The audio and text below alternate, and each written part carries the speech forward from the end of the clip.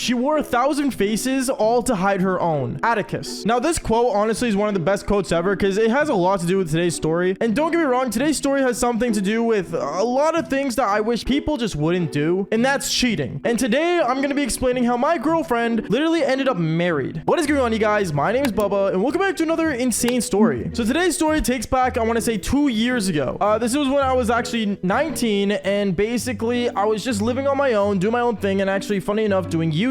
Now, around this age, I'm not gonna lie, a lot of people already, like, you know, go to school, go to college, and do all that stuff that most people would do. But me, on the other hand, I was at home making videos inside a penthouse. Yes, I lived in a penthouse for a bit, and thanks to you guys, it was like living like a king, and I enjoyed it. But honestly, I decided to move things along and basically move out of there. But before I did move out of there, I lived a pretty cool life. I mean, all I would do is wake up in the morning, record videos, and sit like 8 hours in front of my computer playing video games, making videos, and well, I guess just kind of be alone. This led me to basically becoming a helpless romantic even more than I used to be back when I was a kid, and one thing led to another. I would always end up going to the club that I lived near and basically finding women that I could maybe one day fall in love with. It's pretty sad to say, don't get me wrong, but I remember one night I was basically laying down on my bed in the same room that my setup was in, and basically I was just looking up towards the sky and just thinking about my life. I had a pretty nice view, so there'd be some nights where I just look outside and just hope that maybe one day my life could actually really go somewhere. Don't get me wrong, I'm not saying I'm like, you know, depressed or anything, okay? I'm really not. I actually love my life, and thanks to you guys give me another day to live. But the thing is that, you know, when you're alone, you realize that there's a lot of things that you wish you did but haven't already. It's kind of like going through your bucket list. So I remember basically, I decided to basically just look outside and hope for the best until the next minute, I basically got a call. I got a call from my buddy, and I remember answering the phone. I'm like, yo, what's going on? He said, yo, bro, it's Friday night. You're not working, right? Nah, I'm free. What's up? Dude, you should come to the club. There's like a lot of girls here. I think it's like a ladies' night or something, dude. You gotta show up. At that moment, I realized that I don't have to be alone. I could just go to the club and find random girls. So that's what I did. I decided to get ready, you know, listening to my Suits theme song, the Greenback Boogie, and basically got my best outfit on and started basically heading downstairs. When I did, I left my building and I basically went straight to the club that was literally like 1 block away. When I got there, I remember I entered inside and I saw all my friends there. I saw everyone there, and he was right. There was actually a lot of women there. I remember I met up with my friends and I told them, bro, we gotta play the game. Now, if you guys are wondering what the game was, the game is called Have You Met Blah Blah Blah. Basically, it's a game where you would walk up to a random girl or guy, can go for either gender, and basically, you basically walk up to them and say, hey, like, have you met? And then basically introduce them to the friend that you want them to meet, and basically, you know, see if your friend can shoot a shot. It's from the show How I Met Your Mother. If you guys don't recognize the game, it's a very common thing, and me and my friends, we all love the show, so we decided to play it our own. We started playing, and I walked up to a bunch of different girls, and basically, I remember I was standing behind my friend, and then he went up to her and said, hey, I was just curious, like, you look really good, but have you met Bubba? Instantly, I came up behind him saying, hey, what's going on? And I shook her hand, and boom. Right away, when I looked into her eyes, I saw something. I don't know what it was, but this girl, she seemed more mature than most of the other girls in this club. I remember I looked in around, and I started talking to her, and I'm like, so, like, what you been up to and stuff? You know, basically starting off a conversation. And this girl was mature. She seemed really out of place actually being at a club, which is mean for me to say, don't get me wrong. But you know that feeling when you look into someone's eyes and you seem like you already know them? It was one of those, and I know it sounds like a helpless romantic again, but it's just something that seemed off. I remember I started talking to her, you know, me and her started flirting with each other, and one thing led to another. We just kind of clicked. Now, at this point, I would usually just like, you know, bring like her home and stuff and maybe just do the devil's tango. But I didn't really feel like doing that with this girl. I actually wanted to actually get to know her, know what she wanted to do. Because like I said, you know, finding people in like, you know, after high school life and basically meeting people is kind of harder than it looks. We don't go to the same place every day and always like, you know, see the same faces every day. You get to see new faces, and when you see one that you actually enjoy, it hits different. So I remember me and this girl, we were talking, and you know, one thing led to another. She told me, you're really cute. I was just wondering, like, what do you do? You seem very like happy with yourself. I remember I looked at her and I'm like, what do you mean? Then she told me, well, like out of everyone in this club, like everyone just talks about school and work and all that dumb stuff, but you don't really say anything. Now there's a reason for this, and that's because I don't really want to go around to like a bunch of different women saying my job is YouTube and I talk about doing the devil's tango. Don't get me wrong, as much as I want to wear a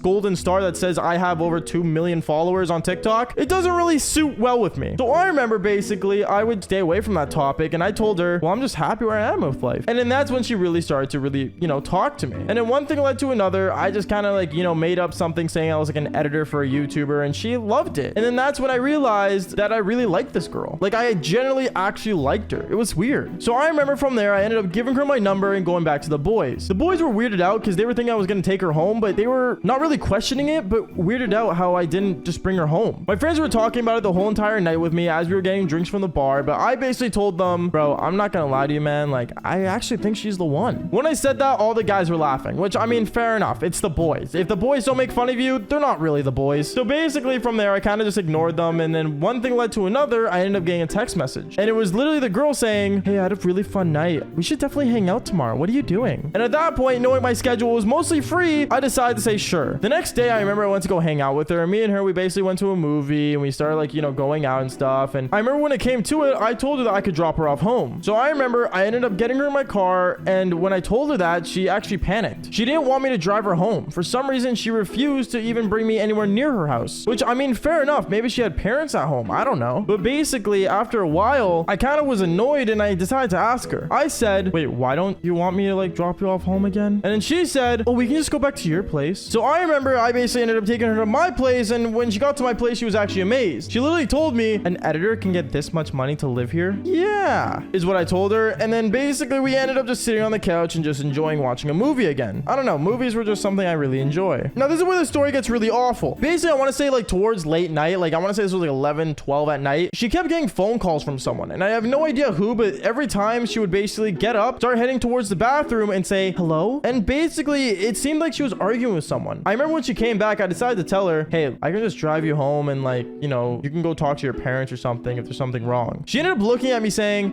yeah, my parents, you can take me home. So at that point, I found it weird how she let me drive her home, so I decided to drive her home, and when I did, something was really off. This girl was definitely hiding something, and you know that feeling when someone's hiding something from you and you just need to know what it is. So basically, I started asking her questions like, oh, what do your parents do for work? You know, where are you from? You know, started asking the more basic questions that I usually should ask instead of just getting straight to the point. And if you guys are wondering, no, we did not do the devil's tango at her place. We did not. Because when I got to her place, I remember basically she literally ended up leaving my car and running straight for her house, and basically she did not even say goodbye. Not even a goodbye kiss. That's depressing, actually. Holy cow. But I remember I decided to stay there and park there for a bit longer to see what was going on. So then afterwards, I remember I basically sat there and just, you know, waited. I waited and waited to see if I would even get a text from her saying, you know, thanks for tonight or something. But then, as weird as it was me being parked in front of her driveway, a person with another car with some like old Honda ended up driving into the parking lot and basically exiting the car and going inside. I had no idea who this guy was, and nor did she mention any other guy in her life. So afterwards, I remember this guy, he ended up, you know, going to the back of the car in the trunk, picking up some groceries for some reason at super late at night, and basically started walking inside. Me, I was still watching this from my car, and I was like, wait, what? So I was confused, and I decided to get out of my car, and basically when I started walking up towards the doorstep, he was already inside. The guy had a key. I decided to knock on the door. Yes, I know it's really ballsy, but I did it. And when the door was open, no joke, this guy had a wedding ring on him, and he looked at me saying, hey, can I help you? I remember I looked at him, and then I looked behind him, and it was literally the girl I was just out with. Apparently they were married, and I didn't want to mention anything because this guy was staring me down like, you know, nonstop. So I looked at him and said, oh, I was just wondering, like, where's the nearest gas station? I'm kind of lost. I'm not from here. I remember at that point, the guy ended up looking at me all like weird, and basically when I looked behind him, I saw the girl that I just went out with smiling, but at the same time, really weirded out how I would just cover for her like that. And the reason is I'm the last guy to try to ruin a relationship. It's just not me. Even though they were married and stuff, and you know what this girl was doing was wrong, I wasn't the one to basically tell him. I just took a girl out on a date. She was literally at my house 20 minutes ago. Yeah, I'm not that guy, okay? I'm really not. So I remember once he told me where it was, I ended up just leaving, sitting back in my car, turning up my music, listening to NF. Yeah, kind of like the best thing for me, I guess, at that time. And what can I say? I guess, you know, like I said in the beginning of the video, she wore 1,000 faces, all to hide her own. Anyways, guys, that's basically it for today's story. Make sure you guys do leave a like and subscribe to the channel if you haven't already. And like I always say, just follow for more embarrassing but crazy stories. Peace out, guys.